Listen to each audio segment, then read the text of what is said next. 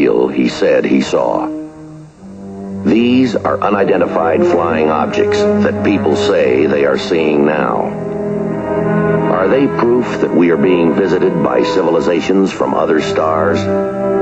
Or just what are they?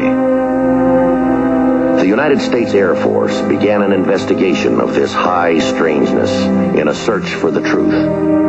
What you are about to see is part of that 20-year search.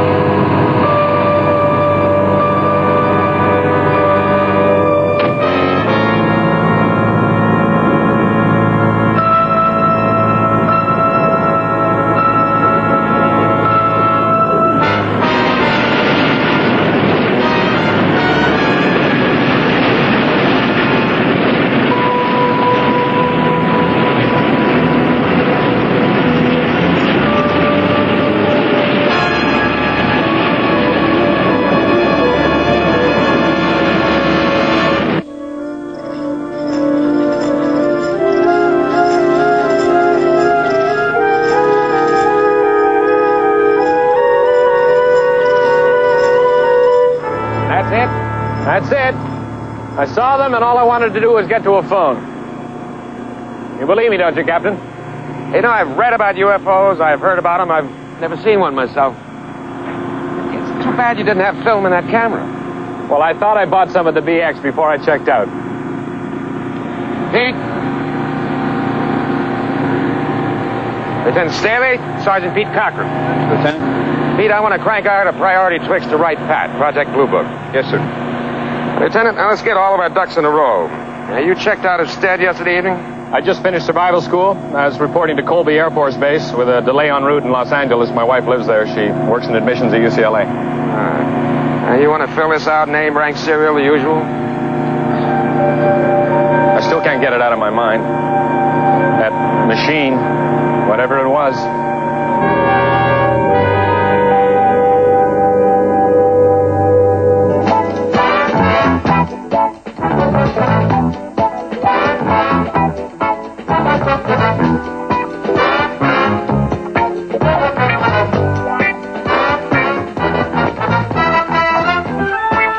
It's 1, 2, 3.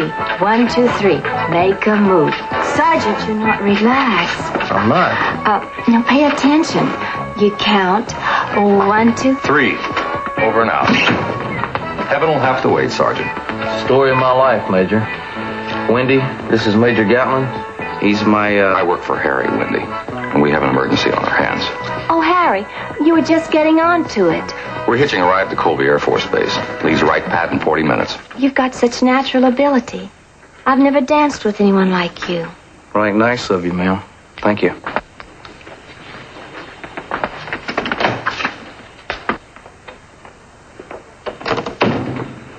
How much do these lessons cost you, Harry? Well, I get a special rate because I passed the entrance exam. It's $150 for 8 lessons. You heard what she said. I got natural ability. Oh, Mr. Keller, you have such natural ability. I've never danced with anyone like you.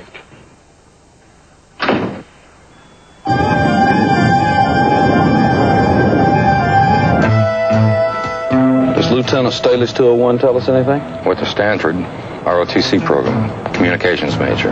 Graduated with honors, called to active duty upon graduation. Regular commission? No, reserve. Goes off active duty in July. Jet qualified.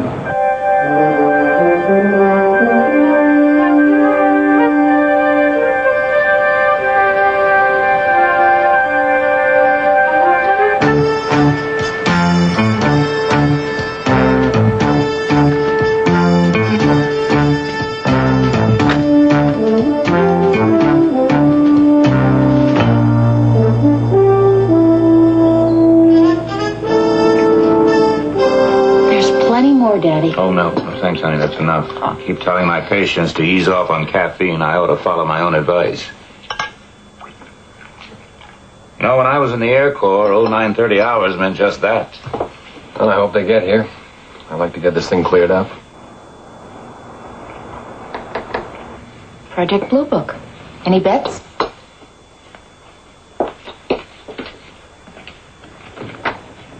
Hello. I'm Major Gatlin. This is Sergeant Fitz, Foreign Technology Division, Project Blue Book. We have an appointment with Lieutenant Paul Staley. I'm Mrs. Cynthia Staley. Won't you come in? Thank you. Morning, Major. Good morning. Sergeant. Lieutenant? Gentlemen, I'd like you to meet my father-in-law, Dr. O'Neill. How are you, sir? Major Gatlin? How are you, sir? Sergeant Fitz. So this is going to be a real debriefing, huh? Lieutenant Staley's experience yesterday seemed to warrant it, sir. I was a flight surgeon, 5th Air Force, Korea, 1951. That's so. Where the debrief became sophisticated, Sergeant. Goodbye, Daddy. Good to see you. Don't get started on the Wild Blue Yonder now. Bye, honey. I'll see you out. Why don't you call me at UCLA when you're finished? Gentlemen, have a seat. Thank you. I trust there are no objections while I sit with my son-in-law while you explore this situation. Well, actually, sir, there are some advantages to privacy in these matters. I anticipated you might say that, Major, so I phoned my old friend Lieutenant General Thompson in San Francisco. And Tommy has suggested, informally, of course, that I be present, professionally.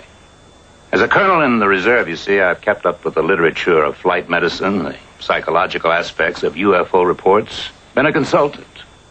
If you want to verify this communication. Well, I don't think we need any verification on it, sir, and I certainly have no objections as long as the lieutenant doesn't. I didn't realize you'd contacted General Thompson about this, Colonel. I didn't want to bother you, Paul. Lieutenant, shall we get started? Right away. Lieutenant Staley, who have you talked to about this episode outside of Captain Selvage at the weather station? Only my wife. I drove straight through as soon as I'd reported to Captain Selvage. Cynthia was asleep, but she got up, made me something to eat, and, well, we talked for hours about that, about the survival school, but, yes, I told her everything. You haven't talked to anyone else? No, sir. The communication from ATIC was very explicit. No one else, not even Colonel O'Neill. Curious as I am, of course. When Paul phoned me to say he'd arrived home, he did say he had had an encounter, but that was all. You can appreciate my interest, personally and professionally. Just turn the recorder on. Yes, sir. Recording, sir. An interview with First Lieutenant Paul Staley, serial 570-148385. 09:45 hours, May 20, Los Angeles, California. Regarding sighting of possible UFOs the morning of May 19. Reference ATIC 5993. Preston or Lieutenant Paul Staley, Dr. O'Neill, Colonel Air Force Reserve, Sergeant Harry Fitz, Major Jay Gatlin. Before we start, Major, what is the disposition of these tapes as far as Project Blue Book is concerned? Those tapes are for Air Force files only, Colonel. Very good. Lieutenant, the Gold Bar teletype stated you checked out of Stead immediately after your group had completed its survival course. Is that correct? Yes, sir. I was in a hurry to check out and get home. I don't know what the others did. I figured there's no point in sticking around. I had a car. I figured I could stop by the side of the road any time if I got tired, so I packed my bags.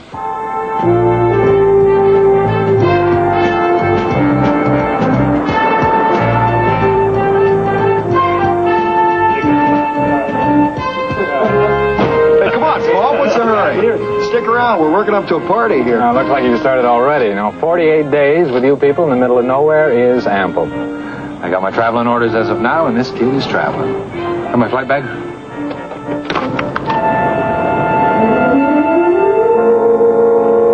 Lieutenant Staley, Major Burnham strongly recommends that all the men who graduated with him drink to their outstanding record of less than 8% washouts. Sir, Lieutenant Staley kindly thanks the Major for his recommendation. Salute. Salute.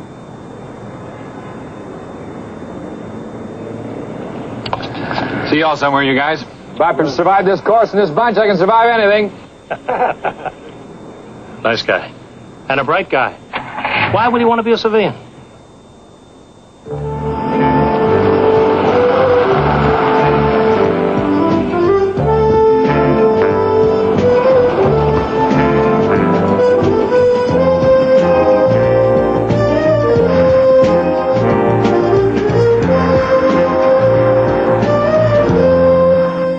I knew it'd be easier driving at night in the desert, so I kept on going.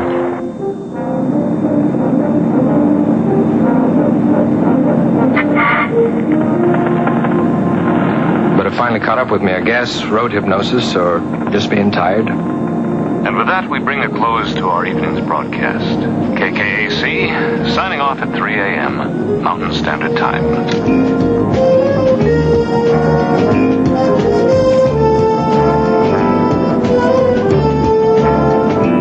So I got smart, pulled off the side of the highway just for a while.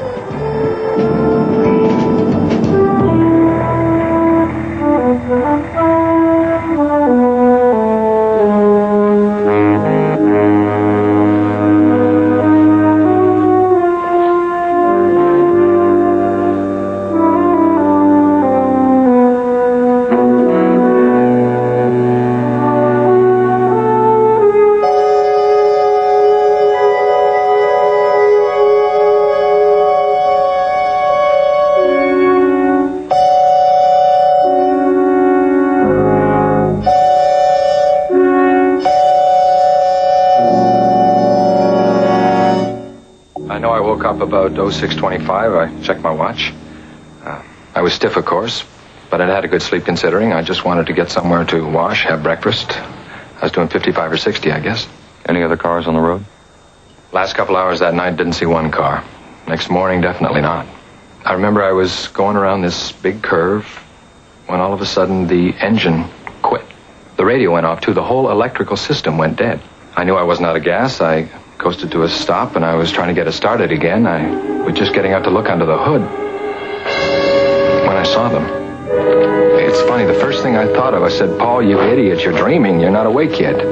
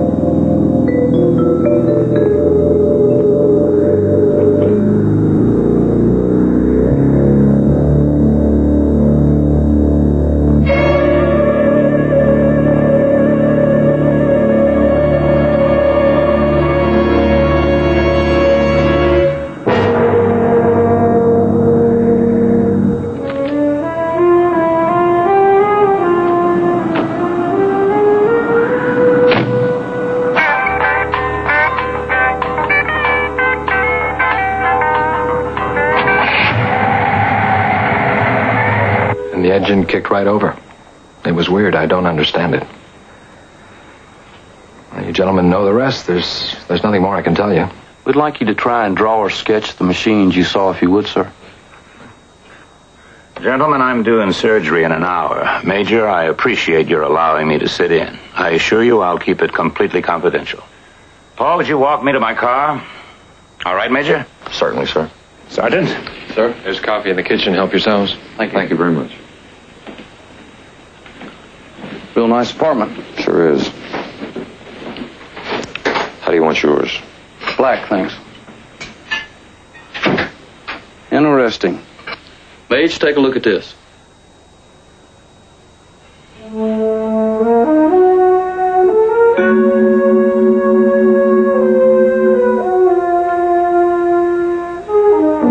Paul, I hate to talk to you like a father-in-law. Forget it. We both appreciate everything you've done. I know you're considering leaving the Air Force, just as I strongly recommend that you do not. Let's face it, this town is full of unemployed communications majors who graduated with honors. But listen, this is a real opportunity. I suspect your report will be buried just as these UFO investigations usually are. And I'm not ready to present my opinion on your experience, at least not yet. But you're going to be the center of Air Force attention over the next few weeks. First Lieutenant Paul Staley will be a name everybody will know. Capitalize on it. Cooperate. Colonel, what happened to me really happened. And I'm going to tell it like it is.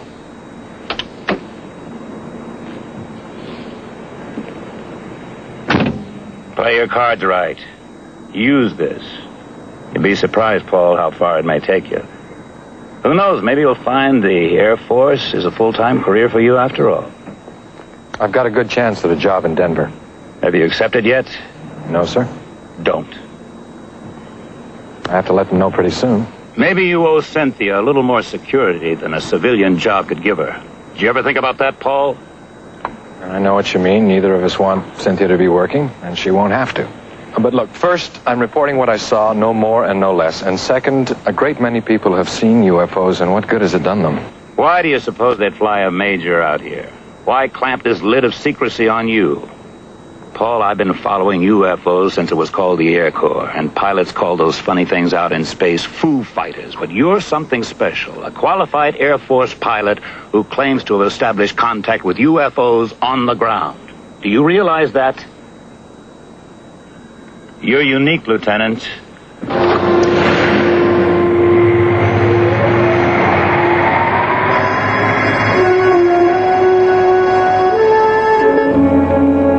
Transmitting all the sketches Lieutenant Staley drew for us right now.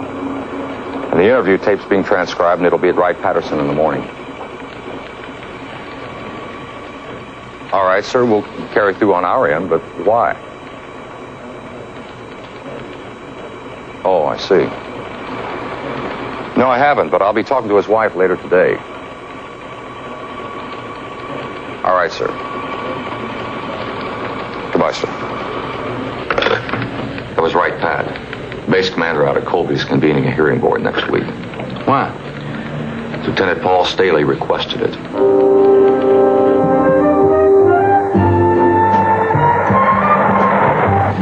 These sketches Staley made, anything strike you wrong about them? Nothing that's wrong, like a zillion others we've seen. How come the top view? You lost me, Major. Lieutenant Staley was specific. He walked up close to within 50 yards, he said. Then they flew directly over his head. Staley didn't give us any view of the undersides of the machines. No, sir, he didn't. How did he know what they looked like from the top?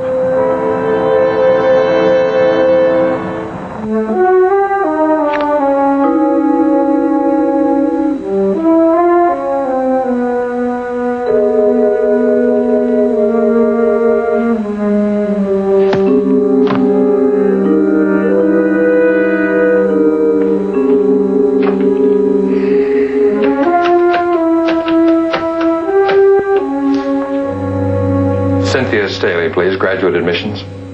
Yes, I'll wait.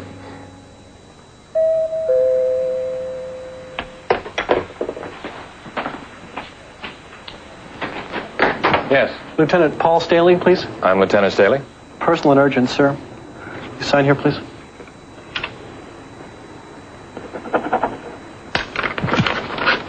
Thank you. Thank you, sir.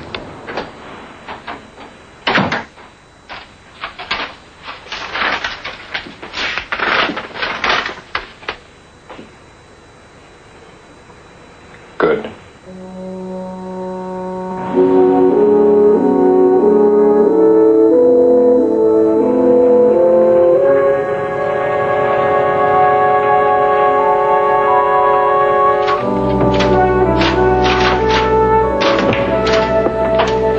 Oh, yes, sir. May I help you? Mrs. Staley busy? Well, her door was closed when I came in from duplicating. Let me buzz. There's a gentleman here to see you. May I ask your name, please? Mr. Staley. Mr. Staley. Yes, ma'am.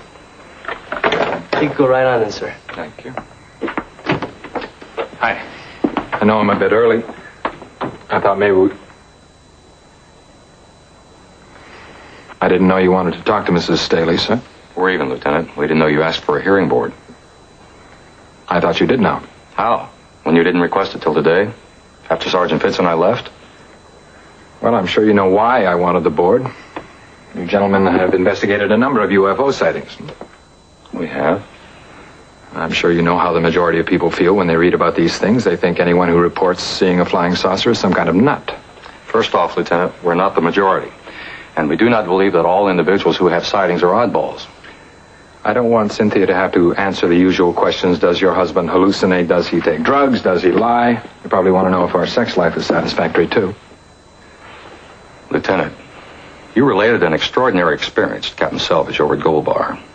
Now, we may never be able to prove that you saw what you did, but we sure cannot prove you didn't. You were there. We weren't. Now, we're going to dig into it and make sure that no one's trying to make a fool out of you. Maybe it's gone beyond that already. Maybe I already am.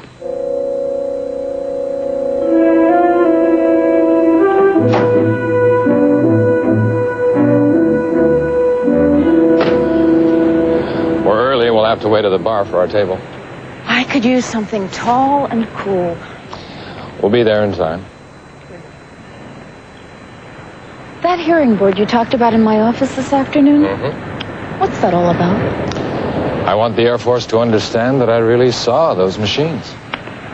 And the hearing board makes it official? Only that I'll be on the record more officially than I am now. This thing has really gotten to you, hasn't it? You didn't see what I saw, Cynthia. I doubt if anyone will ever really believe me, but I'm sure as hell going to try. Well, what if they don't? You don't believe me, do you? Is it important to you that I believe you? It's always the way with us, isn't it, Cynthia? Your father says it's fine with you.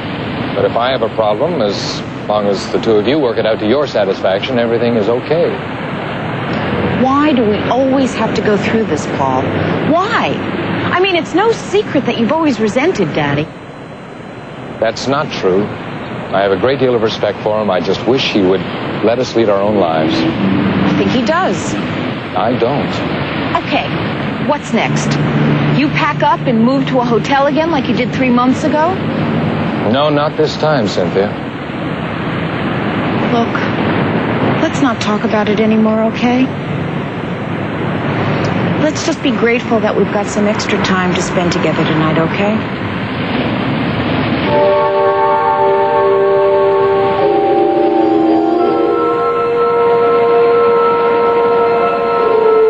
I saw those things. Nothing will ever change that.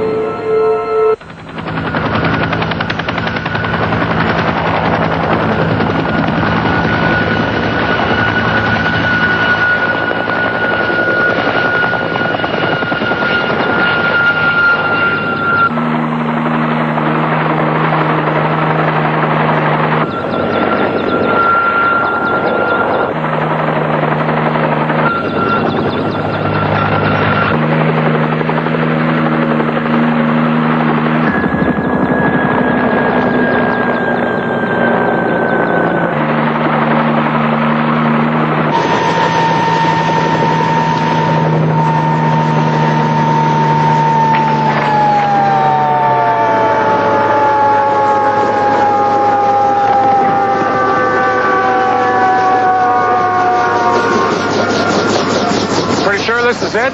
That's very close, yeah. The way the road curves over there and the hills they flew over. I think it may be a few yards further down there, Major. All right.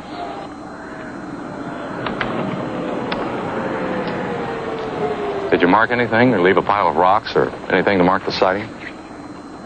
Major, I've never been instructed on what to do in case I ran into a UFO squadron. And I didn't take any pictures either. I already told you that. I couldn't.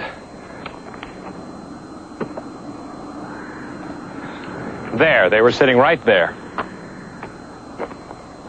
And the indentation from the landing gear should be right in this area. There were 3 to each, equilateral triangles, total of 12. There's the highway. Here's where you originally marked the landing site. You couldn't be off more than a couple hundred yards, right? More or less. All right, we'll correct that in red. Lieutenant, it took off from over here, then what? Well, they hovered above the ground a few feet. I was right over there. And then they lifted off to about 25 feet and went in formation right over those hills. Right into the sun, which would be 0630 or 0700. That's correct. What was the undercarriage configuration, sir, since it flew over you? Well, the glare was so bright I couldn't make out any detail. Well, how did you know what the upper surface looked like, the top section? I'm not too good at making sketches. I didn't know. I tried to give you a general impression, size and shape. Sir, I didn't see any traces of landing gear marks. They were there. I saw them when the machines were hovering and again when they lifted off. This is sandy country. It's possible when they took off, their propulsion systems might have covered the landing tracks over. No, Sergeant, they were there. I know those things kicked up a lot of sand, but I saw the marks after they took off. Wind, maybe. Sir? Well, it is sand. Desert winds aren't uncommon. Maybe the marks were drifted over, filled in. Well, that must be it. It's got to be. It's the only possible explanation, isn't it?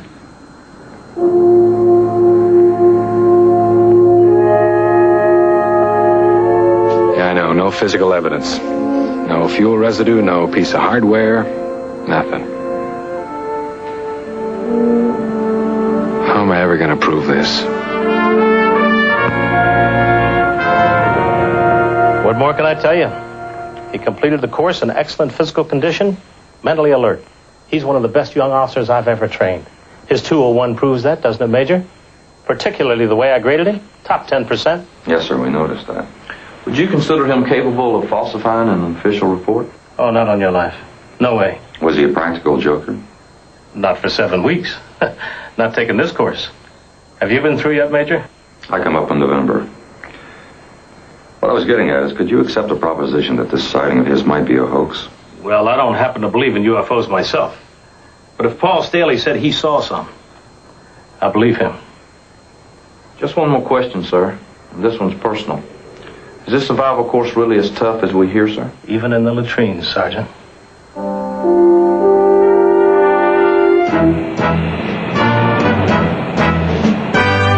Psychological tests. Complete exposure of your background file, which, as you know, is strictly your business in the military complex. Yes, sir, I've considered all that. All right. Here's the list of the people on your hearing board. Any objections? There's possibly one name. Dr. O'Neill. Yes, sir, he's my father-in-law. We know that. Well, do you consider that proper? You tell us. Well, if his presence will in any way affect the outcome of the hearing, no, sir, I don't consider it proper. Well, we've never made use of Dr. O'Neill's expertise here on this base, but his name came up in normal rotation, and he comes to us highly recommended. But I repeat, if you have any objections, we'll replace him. No, sir. If you have none, then I have none. Any other names on the list? No, sir, I don't know anybody else. Fine. The hearing will be convened at 1400 hours on the 27th. Yes, sir.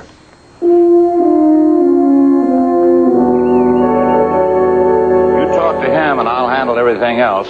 I don't like to promise anything, but I suspect that Paul can make captain very soon. Maybe even be stationed somewhere around here.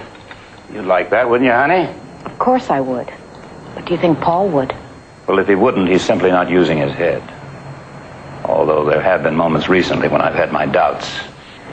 This UFO business, seeing these things or thinking he saw them, has become an obsession with him. I'm really concerned, Daddy. Cynthia, your mother never knew how to appreciate the good things that we finally acquired. But you do. I want so much for you. You're entitled. You deserve the best. And that very definitely includes a sensible husband with the means to give you lifetime security. Paul could accomplish all that with a well-planned military career. I love you, Daddy. You're so good to me. I love you, honey. And I'm thankful you're not trying to talk him out of the service. No. I think he's doing a pretty good job of that himself. You let me handle it. Handle what, me again? I thought we had that out the other night. Adequately enough, I guess. What's new, Paul? I thought you might tell me. I don't know that I understand that. The hearing board. Oh, that. Yes, that. Well, I meant to tell you when the notification came and just slipped my mind. Well, I didn't mean to push it. I'm sure you both know how important the hearing is to me. To all of us, Paul. I wouldn't want to trace it anything that smacked of dishonesty. Paul, you know Daddy better than that. I'm sorry. Well, anyway, I have some good news. I talked to Denver today, and I have that job at KKAC as a news reporter if I can be there by August the 1st, and I can. It's just about the time when you have to extend your tour of active duty, isn't it? It was, but I already told them thanks, but no thanks. I've done my 7 years. I want to be a civilian. You're making a mistake. Well, I don't think so. If Cynthia will have me, I'd like to spend more of my life with her. Well, I can't say I blame you for that. Well, I'm glad we're all agreed then. Why not? It's your life.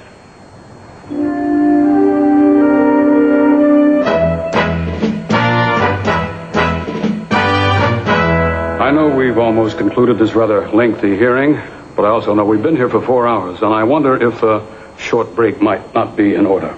Colonel, I believe my evaluation is all that remains, and I assure you it'll be brief.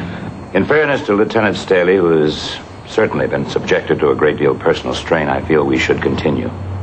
Just for a few minutes. Very well, Dr. O'Neill. The psychological profile developed by Major Evelyn Lake unquestionably presents the lieutenant as an intelligent, reasonable officer. His record is exemplary. He's just completed one of the Air Force's most difficult courses with its known physical and mental demands. I refer to the survival course. In many ways, then, Lieutenant Staley is not the typical individual who is reported sighting UFOs. Just as his encounter on the ground at close range is far from typical. In fact, it is most certainly unique in the many thousands of cases that have been investigated.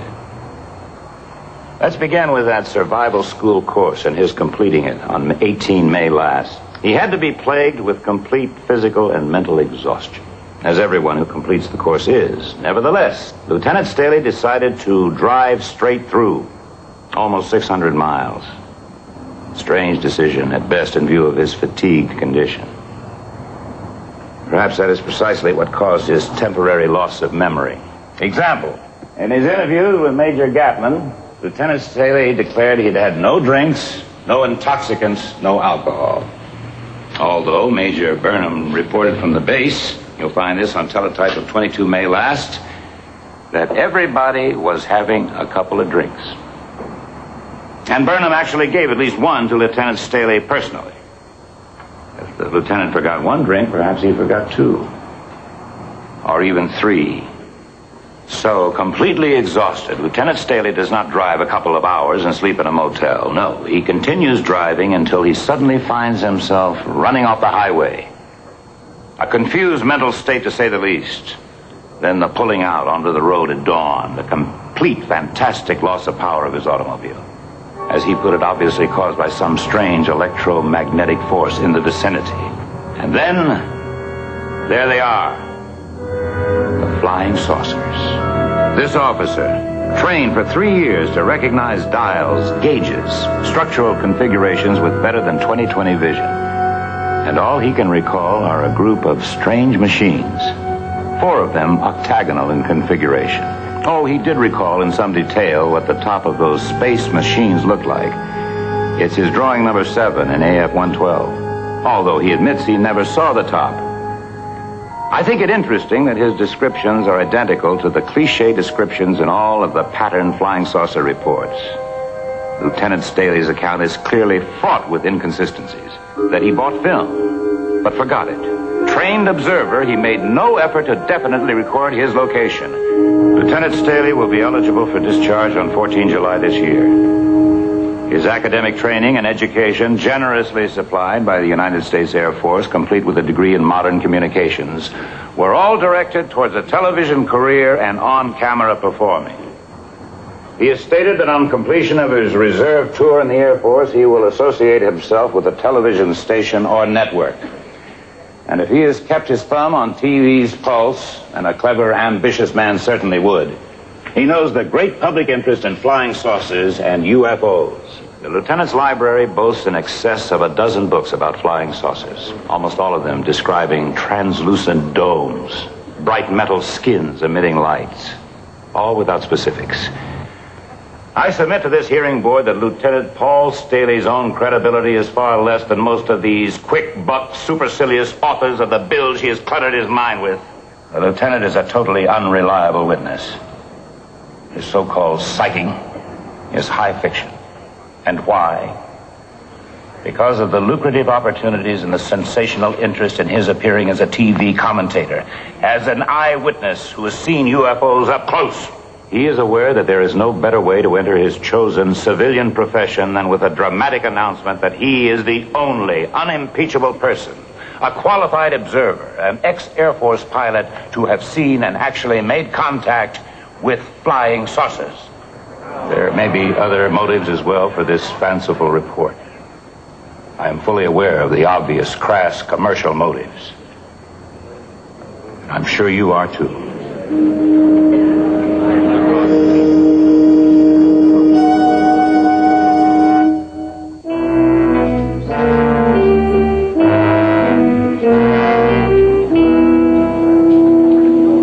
Where you been, sir? Made a couple of phone calls, and I made a couple more. Didn't take them long to reach a determination. What other conclusion could they possibly have reached?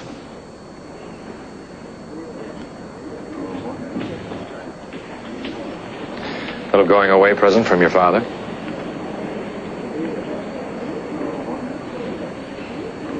I'm sorry. Are you really? Paul, how am I supposed to take that? How do you want to take that? What's all this business about Daddy? He couldn't have had anything to do with the outcome. Well, you ask him to tell you about it some rainy night. He's very good at war stories. I've had about enough of them, but you were raised on them. Paul, I wish you'd stop talking in circles. Well, we've been heading in this direction for quite some time, haven't we, Cynthia? Now's as good a time as any. From here on in, who's it going to be, me or your father? This is neither the time nor the place to discuss this. This is the precise time and the precise place to discuss it. You're serious, aren't you? All right. If you were faced with a choice, how would you make it? I was in that hearing room today, and I made it. Well, I can't. And I don't see any reason why I should have to. We just have to talk about this. It all got said in there.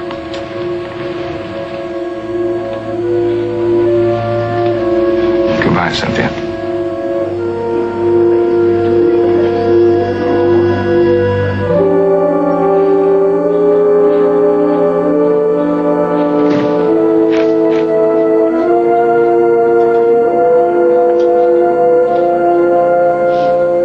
Be right back. Take it to him, Major. Doctor? Major? They ought to give you the Academy Award for your performance in there. Take it easy, Major Gatlin. Like you did with Staley?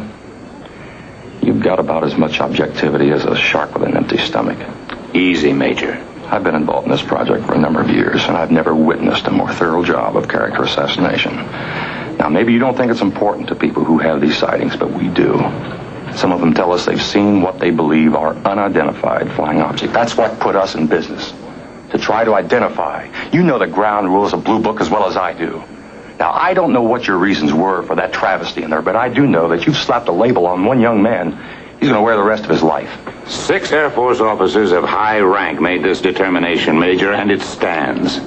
We believe Lieutenant Staley tried to perpetuate a hoax, a pure hoax, And you're right. I know my Blue Book history. Enough to know you've dealt with a good number of these. Only when they were thoroughly proven to be such, and this one is not. I'll tell you, O'Neill, we're going to dig into this. We'll pull up an answer, too, as to what motivated you today. And in the meantime, the Air Force won't be needing your services anymore in this field. You're making command decisions now, are you? No, sir. Headquarters Air Force. Very well, Major, but I called it as I saw it. Now, what would you have done if you were me? Can I wait a while before I'm you?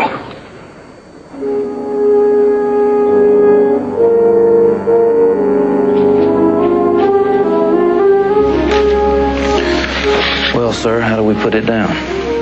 What it really is. A true unknown.